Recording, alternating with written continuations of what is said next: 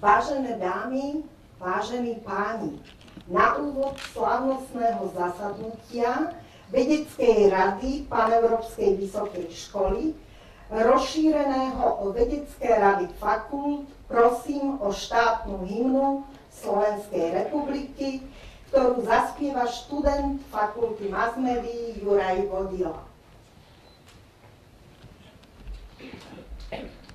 Nad Tatrou sa blízka hromy divo bijú, nad Tatrou sa blízka hromy divo bijú. Zastavme ich, bratia, veď sa oni stratia, Slováci ožijú.